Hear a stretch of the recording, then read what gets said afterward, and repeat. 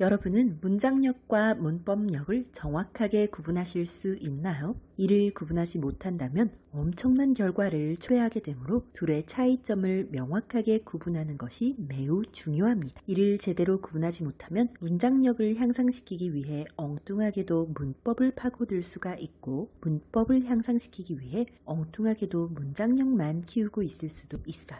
우선 문장력과 문법력의 공통점은 예쁜 문장, 빠른 문장을 만드는 것이라는 닮은 꼴의 형태를 띠고 있는데요. 이 때문에 둘을 같은 개념으로 생각하는 경우가 많아요. 하지만 명확하게 다른 개념이기 때문에 엉뚱한 학습을 하고 싶지 않다면 영상을 끝까지 보셔야 이해가 되실 거예요. 문장력이란 해당 언어로 글을 쓰거나 말을 할 때 자연스럽고 빠르게 생각이 나면서 문법적 구조를 깊이 생각하지 않은 상황에서 나오는 문장 능력이고, 문법력이란 해당 언어로 글을 쓰거나 말을 할 때 문법적 구조를 천천히 생각해서 해당 구조의 개념대로 대입을 시켜 나오는 문장 능력이에요. 살짝 감이 오시나요? 이 두 명의 친구들 상황을 한번 볼게요. 한 명은 외국에서 5년 정도 살다 온 유학파 학생이고 한 명은 국내에서만 체류한 전교 1등 학생이에요.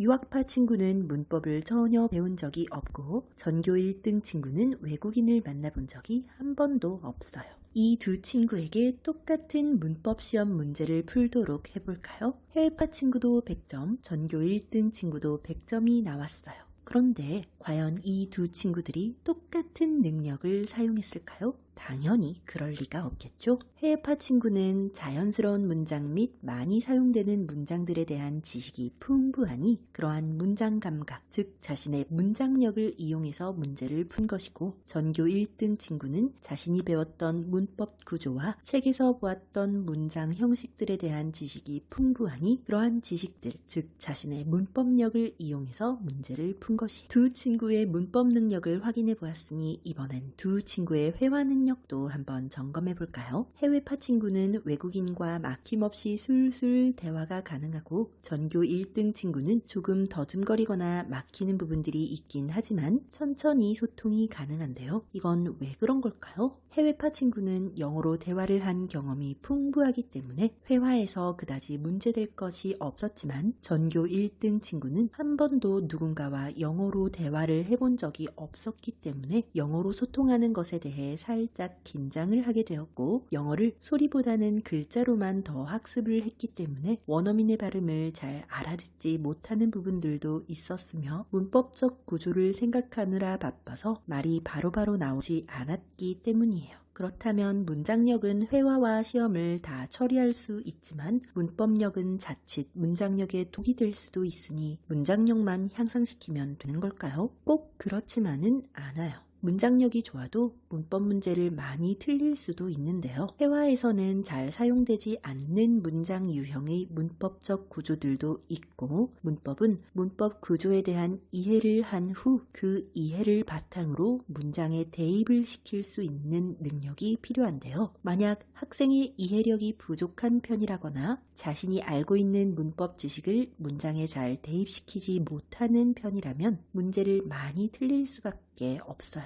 그런데 사실 사람의 이해력이나 적용 능력은 쉽게 좋아지기 어려운 부분이어서 무작정 많이만 한다고 해서 빨리 좋아지지는 않아요. 어찌되었건 문장력과 문법력은 둘 다 향상시켜야 하는 부분인데요. 중고등학교에는 문장을 직접 써야 하는 서술형 문제들이 많이 나오죠. 이러한 서술형 문제를 위해 문장을 암기하는 것은 기본이지만 자신의 문장력과 문법력 또한 큰 비중을 차지합니다. 그런데 서술형 문제에 있어서 과연 그 문제가 문장력을 필요로 하는 것인지 아니면 문법력을 필요로 하는 것인지를 꼭 구분할 수 있어야 해요. 문법적으로 틀린 부분 및 문법적으로 올바르게 라는 표현들이 나온다고 해서 모든 문제가 문법력을 필요로 하는 게 아니거든요. 만약 특정한 문법 유형에 대해 학교에서 학습이 이루어졌고 해당 문법 구조를 사용해야만 하는 그러한 문제라면 틀림없이 그건 문법력을 이용해야 하는 것이지만, 해당 문법 유형에 대해 학습했던 적도 없고 학습했던 특정한 문법 구조를 사용하는 것이 아니라 막연한 막연하게 문법적으로 틀린 부분을 찾아라 또는 막연하게 처음 보는 문장을 문법적으로 올바르게 써라. 이런 식이라면 이건 문법력이 아닌 자신의 진정한 문장력을 이용해야 하는 것이에요. 이렇게 문장력을 이용해야 하는 문제를 위해 열심히 문법만 배우고 있다면